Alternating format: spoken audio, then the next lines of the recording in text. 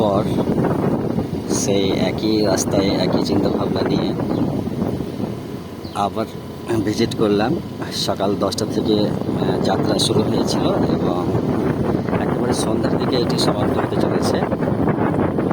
তো আমাদের journey Jangipur two Ichakhali. তো সকালের মুডটা মুডে ছিলাম এবং যে ওয়েদার সেটা তো একদম আনপ্লেজেন্ট ছিল। তো এলাম, দেখলাম, জয় করলাম। আর একটি চ্যানেল বিষয়ক একটি ইন্টারনাল মেসেজ। আমার কিন্তু উদ্দেশ্য কোনো প্রফেশনাল নয়, এটি একটি স্টোরেজ রুম এবং আমি সম্পর্কিত যতগুলো আমার নিজের হোক এবং পরের হোক, আমি সম্পর্কিত তাদের বার্তা এবং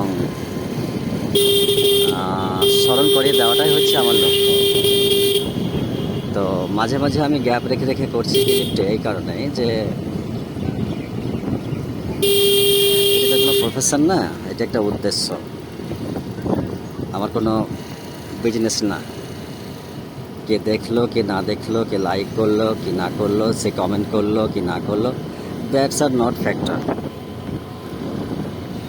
আর কি মনে হয়, একটা ছেলে মানুষের কথা বলে যে মনে হয় যে প্রতিটি মুহূর্তেই আমি এই ক্যামেরা বন্দি করে রাখি।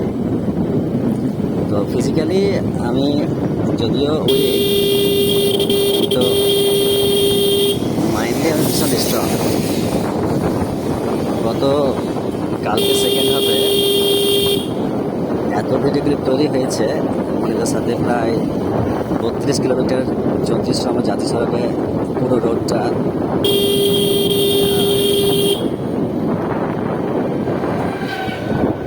আরও একবার একটা স্টপেজ পড়েছে। তো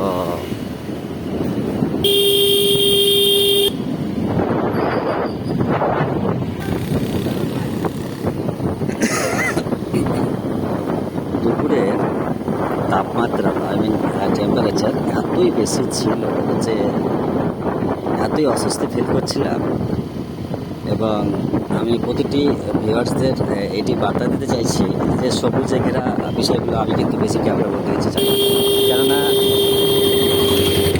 আমি ছোটো থেকে সবুজে ঘেরা প্রকৃতিতে আমি বড় হয়েছি। চারিদিকে পাহাড় আর জঙ্গল।